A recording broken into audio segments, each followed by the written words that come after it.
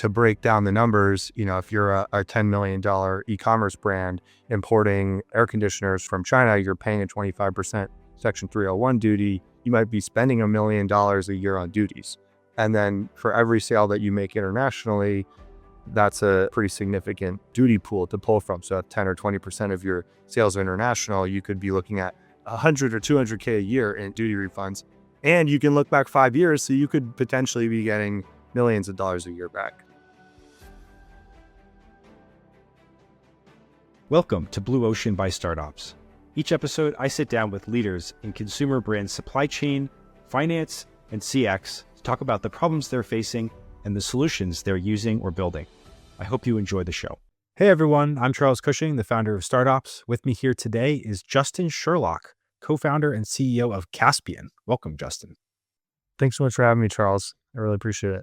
As always, love to just lead off with the one-liner on what is Caspian for those who don't know it or haven't heard about it.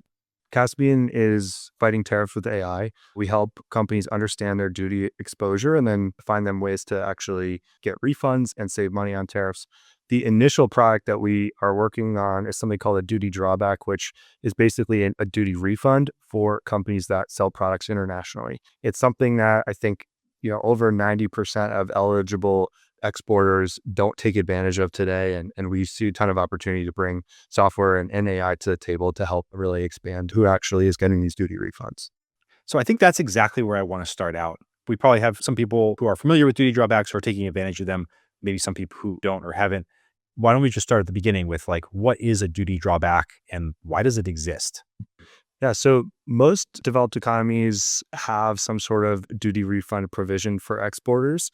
The way to think about drawback is really, it's a reward for exporters. Exports grow GDP, if you remember Economics 101, and whether those products are finished goods that are coming into the country and then being resold internationally, or there's actually components and raw materials coming into the country and a product is getting manufactured or assembled or packaged and then shipped back out. Drawback was created in the 1700s. It's one of the oldest export incentives in the US today. It's not really going anywhere. I think the 2018 Trade Facilitation and Trade Enforcement Act, called TIFTIA, was passed in 2018, which actually made drawback fully electronic. So you used to be able to submit your drawback claims. You had to submit them on paper.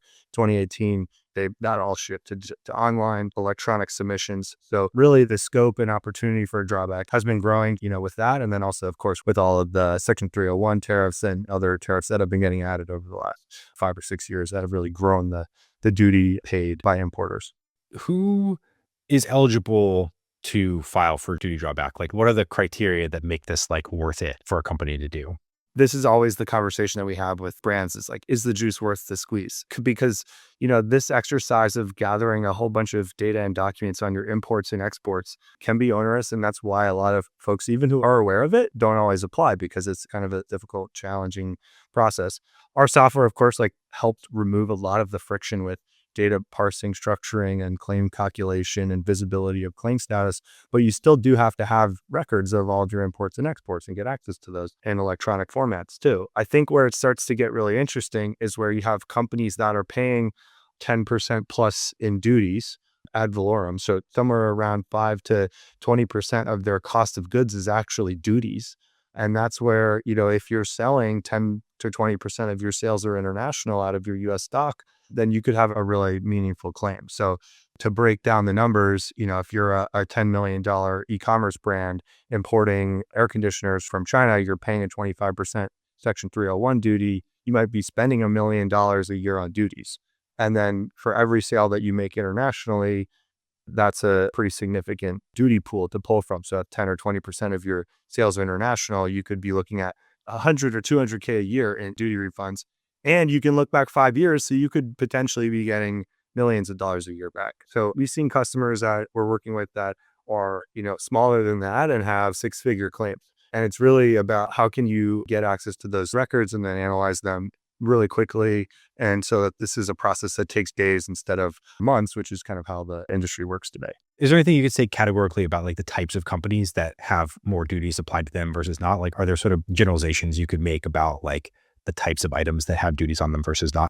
At a high level, duty rates vary based on commodity type. That's the HTS or Harmonized Tariff Schedule system. And then they vary by country of origin, right? So you'll have certain commodities that will be taxed at higher rates than others. Those are like wool products, footwear, electronics tend to get slightly higher duty rates on average. And then you'll have variance by country of origin. And so obviously China gets, the Section 301 duties gets higher duty rates. Southeast Asian countries, India, some of those get higher tariff rates as well. And of course, like the news cycles right now are all about new tariff classes that Trump is putting in place. I expect those to be kind of more broad-based tariffs. He's put in place new tariffs on steel and aluminum. So I think like there's this mix of country-specific tariffs and product-specific tariffs that companies need to be aware of when they're doing sourcing. You did a great worked example of like what the juice can be from claiming a drawback, but like now let's talk about the squeeze. Like what is, barring a cool tool like Caspian, like would a shipper have to do under ordinary circumstances to claim drawback? It's this exercise of matching imports and exports. So you want to find your highest duty per unit imports and your most exported SKUs, and you're matching those transactions together. And that's like a very simplified way of describing what's actually happening, right? Like you have to get the entry summaries, the commercial invoices, the packing lists on the import side, the ACE data as well on the import side. That's basically government electronic records of all of your imports. And then on the export side, you have the purchase order or commercial invoice that you're issuing to your customer, or maybe it's an order confirmation if you're an e-commerce brand selling D2C. It's just kind of like an individual customer order. And then you'll need either like a tracking slip if it's a parcel, or if it's bulk exports to a fulfillment center or bulk exports to an end customer like a retailer, you would actually need like the Schedule B3 if it's going to Canada, that's the customs entry in Canada, or you need the AES export information, basically the export filing that you file on export with US Census that your forwarder files. And so getting those documents out of your logistics providers is difficult. And that is one of the, big friction points that companies run into. Getting access to all that information is challenging. And then of course you need to create standardized data off of all of those documents. So you need to have a table that shows for every import shipment, the quantity, value, classification of the products, how much duties you paid, all that stuff, and same deal on export. And then you're running a matching algorithm across the two tables. I won't get too deep in the weeds here, but depending on country of destination of the exports, that also dictates how the matching algorithm is supposed to operate. So there's some complexity there. And again, this is stuff that the Caspian software program does. In the current landscape, the way that providers do this today, you'll go to your customs broker and they may or may not offer drawback, but typically you have to be a licensed customs broker to offer drawback. And typically you'll go to a customs broker and they'll say, okay, yes, I can do this for you. I need you to give me all your export documents, because usually they only care about the imports. They only work on the imports. You go get the export documents, give them to the customs broker. The broker will create these data files for you manually or with a BPO, people like, keying in the values, and then they'll use some type of off-the-shelf software product to generate a claim and submit it. And none of those tools really have any of the kind of latest LM technology or even like basic OCR for document structuring. So I think there's a lot of low-hanging fruit for technology to improve that process and visibility and accountability to customers. That is a great breakdown of it. Thank you. And so then you put together this really elaborate claim file, which, is it a PDF? Is it some kind of like proprietary data format? Yeah, the submission to customs is actually a text file that goes over basically what's like an EDI connection. It's called an ABI, the automated broker interface, is the system by which brokers are able to communicate electronically with customs. And so that's where all the claim information gets submitted. Caspian software basically automatically creates those text messages, which are in effectively like customs has its own software language called CATAIR, CATAIR.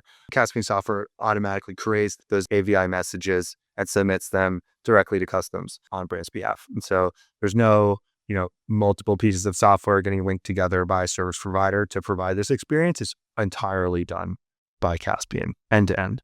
Are you doing this like daily, weekly, monthly? And then once the claim is submitted, are you just sitting there waiting for like a check to arrive in the mail? Like, how do you actually get the drawback? Yeah, so it's typically actually a physical check that customs will mail. So again, this is a part of the manual experience of this today. What Caspian is doing is actually doing all the check processing and electronic remittance to our clients. So no client's going to have to wait in the mail and confirm that they got the check and deposit it and go through that AR and AP reconciliation and all that. We actually just get the check sent to Caspian ourselves, and then we distribute the funds in Caspian wallets. So that's totally taken care of for customers. But yeah, typically today, if it's your first time filing drawback, you file for privileges to do drawback, which is like this justification of, hey, I actually have this business that imports and exports things. I deserve to be approved for drawback. And then you can start submitting claims. The application review can take up to 90 days. And then the first claim typically hits some type of desk review. That takes about 2 months typically for the first claim to get reviewed and completed.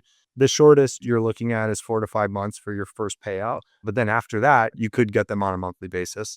You could file weekly, and there would be a 4 to 6 week processing time. I think usually customers want to batch at least a quarter of data together so that you can get more optimal matches. The more data you have, the more optimally you can match across imports and exports. When you say matching imports and exports, are they basically looking to see, air conditioner serial number 12345 came in and then you shipped out that same unit to another country? Like, is that the level that it's happening at? Or is just like, is there some sort of fungibility? I hate to give you an it depends. It depends on where you're exporting the products to. So if you're exporting the products to Canada or Mexico, which a lot of e-commerce brands are exporting stuff into Canada, you need to track inventory at a SKU level and report inventory in and out. It doesn't have to be exact serial numbers. You can do it that way. You can do it by lot number or serial number if you'd like. And some companies like to do that because they like the data structure of that. But what we actually recommend is that you don't do that, because you can swap different shipments over time with the shipments going back out. So point being, if you ship a bunch of products from China to the US and you're paying Section 301 duties, they're very high duties, and then you switch your supply chain. So now you're all of a sudden importing from Vietnam because you want to avoid those Section 301 duties. Well, you still want to get those 301 duties back. You would do what's called the J1 direct identification claim for products being sold into Canada from that stock, but you would want to prioritize the Chinese imported products, right? Because those are the ones that have the highest duty per unit. So if you did it by lot number or serial number, you might end up using the Vietnamese transactions, but you actually want to look at the inventory of that SKU as a whole and claim on that. So that's a really concrete example. I think when you're not selling to US and Mexico, it's actually much easier to do the claim because that methodology is called substitution. And on that method, you're just looking at the tariff codes of products coming in and out. You're not looking at the individual SKUs, and you're definitely not tracking individual serial numbers for that. That is like the broadest, most applicable method, but really that's good for products being sold into Europe and South America. We see a lot of e-com brands having audiences in UK or Australia. And so J2 is the way to go there, where you're just saying, okay, I imported these 25 different SKUs all in this one tariff code, and I had some international sales on those same tariff codes, and I can use those as a refund, even though the products I imported and exported could be totally different. All right. So I want to spend a minute just going back. We sort of dove straight in here, but I'd love to hear just quickly about your background and what brought you to be pursuing this problem before we talk a bit about more Caspian itself. I was first introduced to the customs world when I went to work at Flexport in 2019. I started my career in investment banking and private equity and was investing in middle market tech-enabled services businesses just like Flexport. And I was really attracted to the Flexport business model and team. And Brian, the founders, is super high energy. So I was very excited to go work there. And I started off actually in the M&A corporate development function, and I acquired a customs broker in Canada. That was my first project at Flexport, and went through the Canadian licensing process with Flexport. And so that was like our expansion into Canada was my first project. I started learning all about this space. I ended up going and running Flexport Capital after about 9 months there, and I ran it for the next 4 years. And we grew. That business was, $2 million or so of revenue a year. And we grew that about 10x in the next 4 years. And I got to work with hundreds of e-commerce brands that were having working capital challenges, buying inventory from abroad and selling it in the US and internationally. And So that was where I really started to work with finance stakeholders at brands, and I understood. I mean, 2019, 2018 was when all the new tariffs went into effect, and I started to see the impact on companies' P&Ls because we were seeing all their financials because we were lending to them for their inventory purchases, and their gross margins were getting hit immediately. And back during COVID in 2020 and 2021, I think a lot of people thought it was supply chain and freight prices that were causing their gross margins to go down.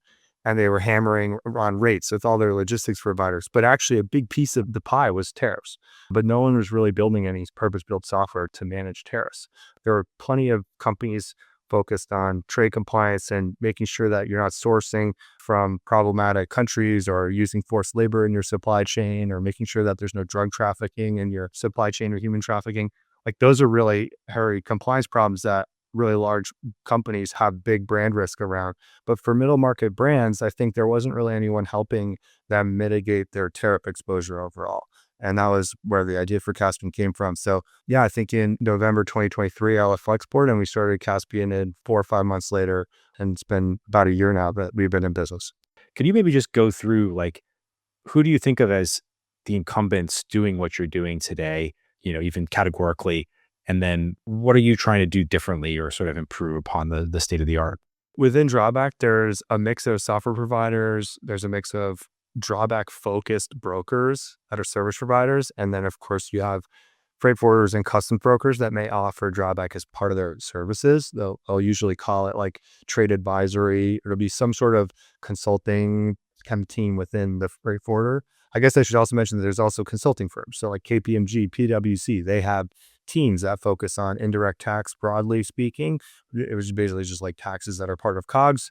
And then they'll have drawback focused folks within the firm. Those large consulting firms, they tend to work more with like the enterprise upmarket, public companies, think like a big auto manufacturers or really large portfolios of brands. The forwarders and customs brokers tend to offer drawback if they do offer it. Many don't. If they do offer it, it's usually kind of like an additional benefit to customers that use their customs brokerage business, but it's not something that's necessarily sold super aggressively. It's kind of like this white gloved, bring in the experts, project-based business that the forwarder or customs broker will offer. Why do you think more people haven't stepped into the space yet to try to solve this problem? I think there's a couple things. One is the growth in tariffs and the growth in duties paid overall over the last 10 years has been substantial. The next one is the advent of AI and LLMs. It's much easier now to sort through thousands of documents and establish linkages between them and understand what type of document they are and append metadata and then actually do creating data tables out of all of this high variance data because of LLM. So I can talk about that in specific terms as well. And the third one's really like the regulatory tailwinds around TIFTIA drawback coming online. That's this very drawback specific focused answer, which is like, it's easier to do this now than it was 10 years ago. And there just hasn't been a vertical software approach in this space yet. And that's, I think, what we're focused on. How does this work under the hood? I open up my Caspian app, like, what am I seeing? What am I doing? What parts are automatable? What parts am I still involved in? Obviously the dream is like, yeah, I'm just getting drawbacks in my sleep, but what is the actual sort of setup, required and then how does it work? Yeah, we're working towards click for cash. That's what we want the experience to be. There's still some level of engagement that we have with every customer. And I think in their early innings, especially if you're thinking about working with a startup like Caspian versus working with a legacy broker, like there is some your risk factor there that you want to understand. You're like, well, why would I work with a new startup versus working with my existing provider that I know isn't going anywhere? So I think that some customers actually enjoy that they can interact with us in Slack every day. We can give them project updates. They like that level of visibility. And I think we're not going to move away from that if that's what customers want. But of course, like we're chipping away at automating the entire process end to end. Right now, the exact state of play of what it looks like is basically customer data submission is in our app. Or of course, if they don't want to submit it in an app, we can take it in any other way that they would like. Was this mostly like manual uploads of PDFs or like, are you able to like reach into their freight forwarder to get the requisite docs? It totally depends. Some customers want us to integrate directly. They don't want to go look up every transaction. Some customers don't want us to integrate. They don't want us to have full access to other WMS and ERP. And so they actually just send us individual transaction data. We can do either. We can integrate with dozens of different ERP and WMS systems and ingest those reports automatically. We do need to get the documents. So oftentimes documents aren't stored in the ERP, especially for customs entry summaries on import. And so we have to get those documents from their customs brokers. That piece is still a manual piece where we're reaching out to the broker or they're reaching out to the broker and copying us. But I think over time, be things that we can start to chase with technology, or we'll be partnering with brokers and forwarders to actually gather that information or access that information electronically so that the customer doesn't have to take those actions. The last piece is getting access to ACE data. And basically what we do is handle the entire application and account setup and then actually data extraction from customs for people, because you could lose a couple hours just like learning how to do that and set up those accounts and access that information. And that information is really valuable. A lot of finance stakeholders have never seen it before. There are a lot of operations stakeholders have never seen it before. It actually tells you your overall duty spent in concrete detail. It gives you transaction level information. And so it's a great source of truth for driving the drawback process. And it's something that we handle entirely for customers if they would like. If they have ACE accounts, we can link to their existing ACE accounts and ingest their data that way. That piece is all automated for the customer as well. Then basically the software tracks and displays updates on the project to the customer. If there's action items that are needed, it puts those in notifications in the app. It also sends emails to customers if there's specific transactions that need to be audited or investigated further. And then the claim generation, view, submission, all of that is kind of user guided. We wouldn't actually generate and submit a claim without getting their approval, of course. That's the part that you don't want to automate. You want the customer needs to say, yes, I approve. I've looked at this transaction and it's correct. That I would say is like human in the loop, but highly automated. And the upstream pieces are the hardest pieces to automate. And that's, where a lot of our investment's going to be over the next several months is getting as much of that document ingestion, document searching, and then parsing and structuring. Those pieces are going to be critical to getting the customer experience down to days. I assume for the order data for most e-commerce companies, is that coming from Shopify or? Yeah, Shopify. Depending on whatever you use, we can integrate with any e-commerce system if that's where your sales records live. Some brands just use their WMS as their inventory management system and their order tracking system, which I totally understand, and we integrate with the WMS or the 3PL. So we have customers that work with Extensive. Luminous is like inventory management company, but Extensive is like the WMS software that a number of 3PLs use. We have customers that are on Shopify. We have customers that are on Ship Hero, and it's all kind of the same queries across these different platforms that we're running. Any lessons for shippers who are thinking about drawback?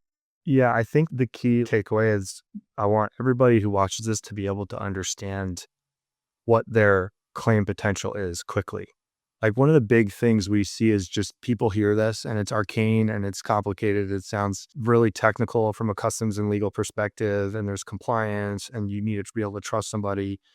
But before you even start answering any of those questions, determining if this is relevant for your business, we went through what the squeeze is. It can be challenging, right? But what's the juice is something that I really would love everyone to have a mental model around. And that's basically how much duties do I pay per year and how much of my sales are international from US stock.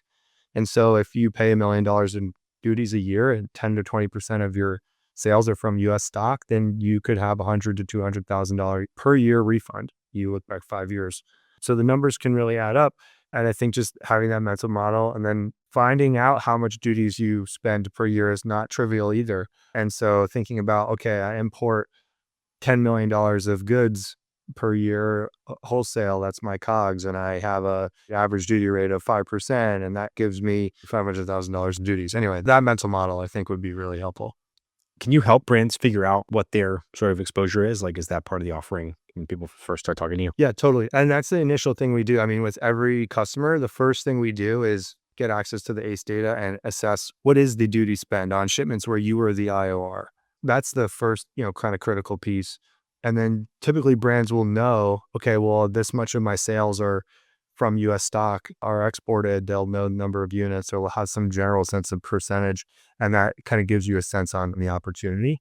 That's really the first thing we do is get to what is the value here really quickly so that people don't waste their time going down the rabbit hole and then find out after a couple of weeks that this isn't actually something that is relevant. We want that value to be super clear within a couple of days of our first interaction, and that's going to be the ACE data. Well, that's great. I think this is a wonderful overview of the company. It clarifies a lot about both the space and what you guys do. And I really just want to say thanks for joining us today. Yeah, absolutely. Thanks so much for having me, Charles. Appreciate it, and have an awesome week.